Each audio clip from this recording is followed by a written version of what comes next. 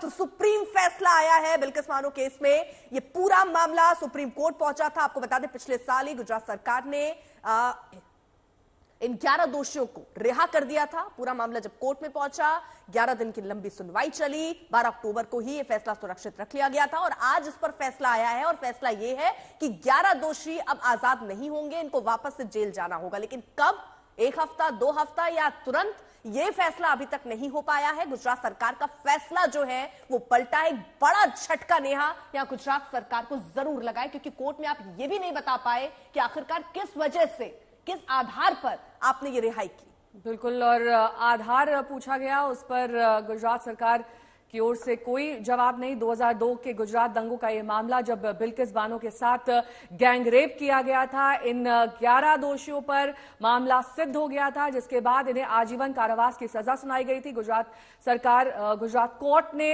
इनकी सजा कम कर दी थी, सजा को रद्द कर दिया था। उसके बाद ये सभी रिहा हो गए थे। उस वक्त की तस्वीर आप देख रहे हैं जब मिठाइयों और फूलमाला के साथ इनका जेल के बाहर स्वागत किया गया बाकायदा। बिल्किस बानो ने वहां भी उम्मीद की राह नहीं छोड़ी, उन्होंने सुप्रीम कोर्ट का दरवाजा खटखटाया और आज बिल्किस बानो के लिए ये एक बड़ी जीत का दिन माना जा रहा है, जब सुप्रीम कोर्ट ने दोषियों की सजा को बरकरार रखा है। लेकिन सबूतों के अभाव में एक वक्त ऐसा था जब 7 दोषियों को रिहा भी किया गया था। एक दोषी की ट्रायल के दौरान मौत भी हुई थी, लेकिन 11 अन्य लोग दोषी करार दिए गए थे।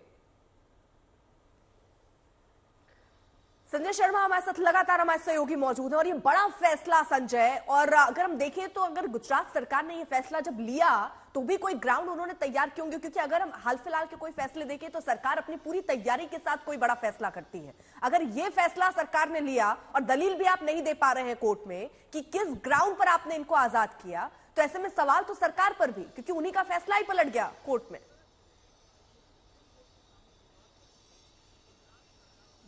बिल्कुल ये सीधे सीधे सरकार पर ही सवाल है। और सुप्रीम कोर्ट ने यह भी कहा है कि जिन आरोपियों ने, जिन दोषियों ने सुप्रीम कोर्ट को हाई कोर्ट के रिकॉर्ड नहीं बताए, हाई कोर्ट के दस्तावेज नहीं बताए, जिन उनको सीआरपीसी की दफाओं के तहत जो हाई कोर्ट ने टिप्पणियां की हैं, नकारात्मक टिप्पणियां की हैं उनके करतूतों पर, वो सारी चीजें नहीं बताई गई। ये सुप्रीम कोर्ट के साथ फ्रॉड है। साथ ही कोर्ट ने यह भी कहा कि ना गुजरात सरकार ने इस बारे में सुप्रीम कोर्ट की निगाह में ये सारी चीजें लेकर आए, ना केंद्र सरकार की तरफ से यानी एएसजी वीएस राजू ने इस मामले में कुछ भी कहा नहीं कोर्ट के आगे। तो कोर्ट ने यह माना है कि ये सुप्रीम कोर्ट के साथ एक फ्रॉड है। और साथ ही ये भी कहा है कि महाराष्ट्र सरकार कंपिटेंट अथॉरिटी है, महाराष्ट्र सरकार ही इस मामले में फैसला लेगी। लेकिन जब तक ये फैसला नहीं आता है तब तक इन 11 दोषियों को जेल की सलाखों के पीछे जाना पड़ेगा। और महाराष्ट्र में जब इस मामले में फैसला होगा उस समय ही फिर इस पे तय होगा कि वो आगे किस स्थिति में रहेंगे, क्या उनको रेमिशन का लाभ मिलेगा या नहीं। लेकिन ये बड़ी खबर है आज की कि 1 और 1 11 में कि 11 दोषी जो बिल्किस बानो के मामले में जिन पर दोष सिद्ध हुआ था हत्या और रेप का, उन सारे लोगों को एक बार फिर सलाखों के पीछे जाना पड़ेगा। यानी कुल मिलाकर कुछ महीनों की आजादी उन्होंने जरूर झेल ली है, उसका आनंद ले लिया है, लेकिन अब उन्हें फिर से कानून के शिकंजे में जाना पड़ेगा। यानी कानून के हाथ इतने लंबे तो होते हैं कि वहां तक पहुंचने में कुछ समय जरूर लगा, लेकिन फिर अभी वो कानून के शिकंजे में वापस आ गए हैं। ठीक है, लौटूंगी मैं आपके पास। इस बीच ये बड़ा फैसला सुप्रीम कोर्ट की ओर से, जिसमें सजा को बरकरार रखा गया है 11 दोषियों के लिए। हमारे सहयोगी लगातार हमारे साथ जुड़े हुए हैं। बिल्किस बानो के घर के बाहर से हमारे सहयोगी अतुल इस वक्त जुड़े हैं तमाम जानकारी के साथ। अतुल, एक लंबा संघर्ष बिल्किस बानो ने देखा, काफी ज्यादा दबाव, जिसकी वजह से उनको अलग अलग ठिकाने बदलते रहने पड़े हैं। लेकिन ये जो 20 साल से भी ज्यादा की लड़ाई है, उस पर एक तरीके से हम विराम माने या फिर आगे भी और संघर्ष है?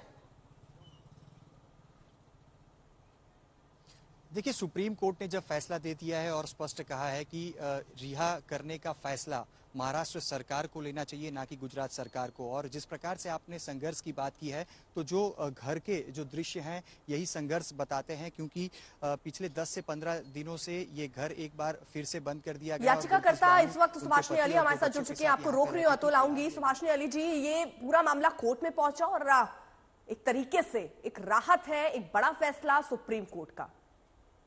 नहीं, फैसला बहुत हम लोग स्वागत कर रहे हैं, लेकिन जब हम देखते हैं कि इस फैसले के पीछे जो लंबी कहानी है, दुख की, दर्द की, दरिंदगी की। तो सबसे बड़ा मेरे सामने जो सवाल है वो ये कि सुप्रीम कोर्ट जाने की हम लोग को जरूरत क्यों पड़ी। आखिर सुप्रीम कोर्ट कह रही है कि गुजरात सरकार के जुरिस्डिक्शन नहीं था, तो गुजरात सरकार क्यों इतना भीषण अपनों को राहत दे। ये सबसे बड़ा सवाल आज हमारे देश की जनता और महिलाओं के सामने है। आखिर वो क्या वजह थी कि बलात्कारी और हत्या करने वाले, जिन्होंने छोटे छोटे बच्चों की भी हत्या की थी, औरतों की हत्या एक दूसरे के सामने की थी, उनके परिवार के सामने की थी, आखिर गुजरात सरकार क्यों इतना ज्यादा बिल्कुल पीछे पड़ी हुई थी इस बात से कि इनको छोड़ा जाए, इनको वापस समाज में भेजा जाए, इनका स्वागत किया जाए और एक तरह से इनका महिमा मंडन किया जाए। ये बहुत बड़े सवाल है। आज फैसला आ गया है, लेकिन हमें सबसे पहले तो बिल्किस बानो की हिम्मत को सलाम करना चाहिए, जिसने वो तमाम दुख और तकलीफ झेले हैं जो किसी औरत को झेलना नहीं चाहिए, और फिर भी वो लड़ती रही। जब इन लोगों को छोड़ा गया तब इसने कहा क्या न्याय खत्म हो गया है। आज शायद वो सोच रही होगी कि न्याय अभी भी सांस ले रही है हमारी। सुभाषिनी जी, आपके ऑडियो में थोड़ी दिक्कत है।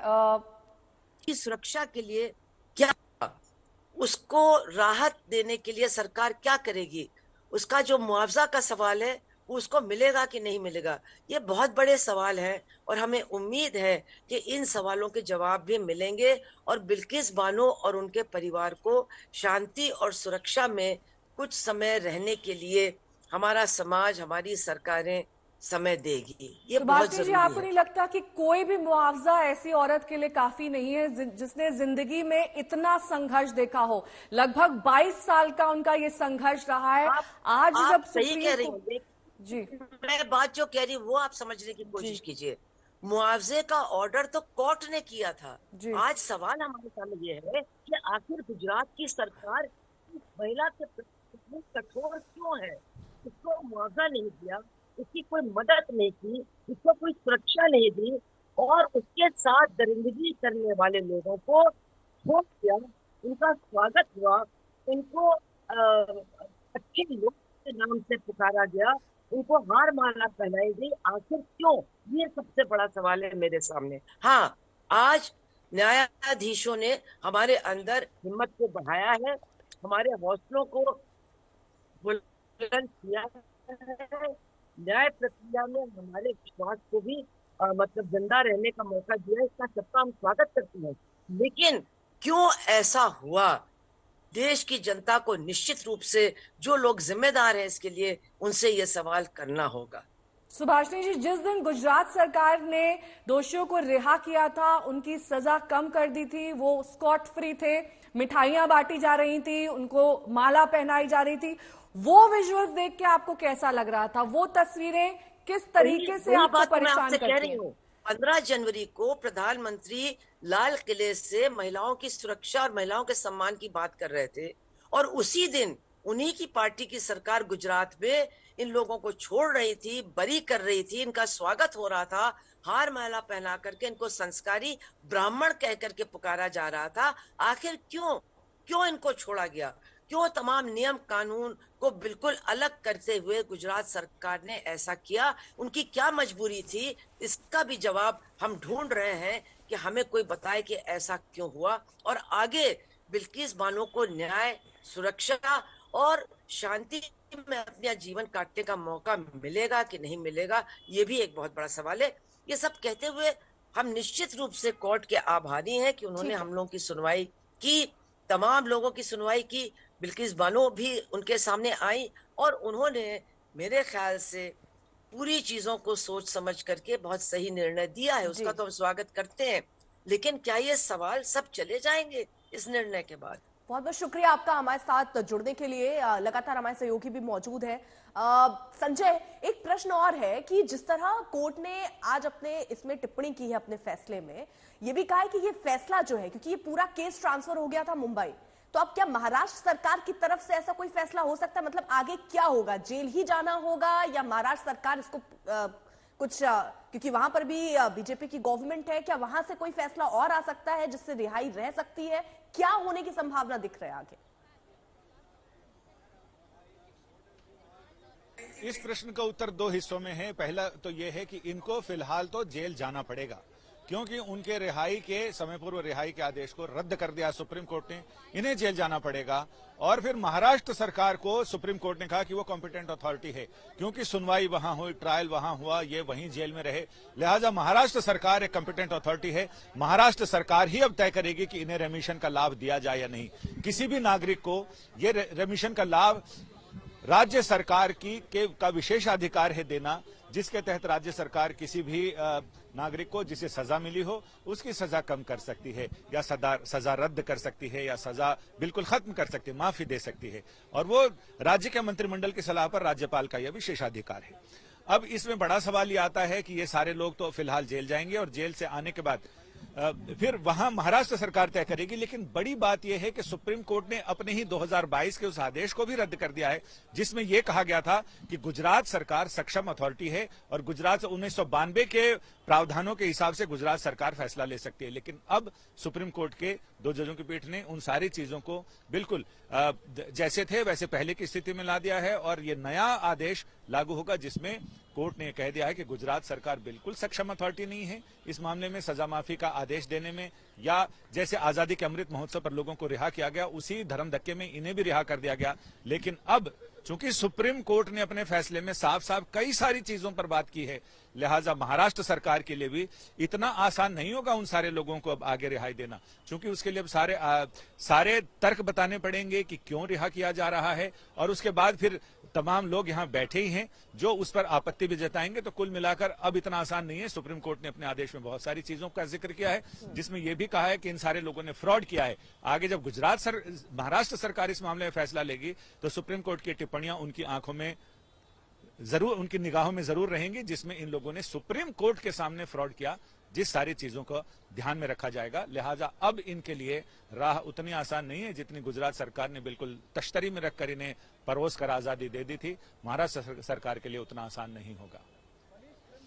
अतुल मेरे सहयोगी जुड़े हुए हैं तमाम जानकारी के साथ। अतुल, पहले तो आप अपनी बात पूरी करिए। उस वक्त आप बता रहे थे कि किस तरीके से बिल्किस बानो का जीवन काफी संघर्ष में रहा, लेकिन अगर आपने आज की डेट में वहां पर जो लोग मौजूद थे, जो इस पूरे मामले के चश्मदीद थे, उनसे अगर बातचीत में आपको ये लगा हो कि बिल्किस बानो कभी कहीं ना कहीं आज भी डर और दहशत के साए में जी रही, तभी ठिकाना बदलना पड़ता है, अगर आपने पहले कभी बिल्किस बानो से बातचीत की हो उस बारे में बताइए। देखिए, डर इसी बात से साबित हो जाता है कि वो पहले से ही कह चुकी हैं कि 15 से अधिक बार उनको अपना घर बदलना पड़ा। और मैं आपको पहले यही चीज बता रहा था कि ये जो फिलहाल जो पिछले 1 साल से वो जिस घर में रहती थी, वो घर भी उन्होंने पिछले 10 से 15 दिन पहले खाली कर दिया और फिलहाल वो कहाँ हैं ये लगभग किसी को पता नहीं है। हालांकि कुछ ही देर में हो सकता है वो मीडिया के सामने भी आए। जो चश्मदीद कुछ गवाह हैं, कहीं ना कहीं उनमें भी लगातार एक डर जो है वो लगातार बना रहा, जिसको लेकर प्रोटेक्शन भी पुलिस के द्वारा दिए गए थे तमाम गवाहों को। हालांकि ये प्रोटेक्शन भी पिछले 5 साल से जो चौकी बनाई गई थी इस गाँव के अंदर, वो बंद कर दी गई। कुछ लोग भी हमारे साथ यहाँ पे उपस्थित हैं जो लोग गवाह के तौर पे इस केस के साथ भी जुड़े थे, उनसे भी बात करते हैं। क्या कहेंगे आप, कितना खुश हैं और क्या कोई डर रहा बीते इन सालों में? एक बार फिर से कोर्ट ने जो फैसला है वो गुजरात सरकार का पलट दिया है, कितनी राहत महसूस करते हैं आप? जिससे डर तो खूब ही है हमारे को, और इतने साल से रह रहे जो प्रोटेक्ट था वो प्रोटेक्ट भी हटा दिया है। फिलहाल अभी कोर्ट जो चुकादा दे रही है वो अच्छा है हमारे। क्या कहेंगे आप, क्योंकि ये घर पिछले 10-15 दिनों से बंद है, क्या आपको कोई जानकारी है कहाँ है बिल्किस जी? नहीं, हमारे को नहीं है सर। तो ये तमाम वो लोग हैं जो इस केस में गवाह के तौर पे मौजूद रहे। अन्य एक गवाह भी हमारे साथ उपस्थित हैं, उनसे भी बात करेंगे। आप क्या कहेंगे पूरा तो एक फोन आया है और साथ में ही गुजरात पुलिस की जो चौकी है, मैं आपको फिर से एक बार वही दिखाना चाहूंगा कि जहां पे बिल्किस बानो और उनका परिवार अपने पति के साथ बिल्किस बानो रहती थी, उसके बिल्कुल सामने एक पुलिस का पॉइंट दिया गया था जो कि पिछले 5 साल से बंद है। और जिस प्रकार से अब कोर्ट ने अपना जो फैसला है वो पलट दिया है, तब एक बार फिर से कहीं ना कहीं सवाल गुजरात सरकार ने जो फैसला राहत देने का लिया था उस पर उठ रहा है। और संघर्ष की अगर बात करें तो 2002 का ये गैंगरेप है, 2004 में आरोपी बड़ी खबर पकड़े ये गए है थे और बड़ी खबर ये उम्र है कि कैद की- सुप्रीम कोर्ट ने दरअसल ये फैसला जो है वो अब पलट दिया है। यानी गुजरात सरकार ने जो फैसला रिहा का किया था वो पलट दिया। अब इन सभी को, इन 11 दोषियों को जेल तो जाना ही होगा। आप दोनों संजय और अतुल रहिए हमारे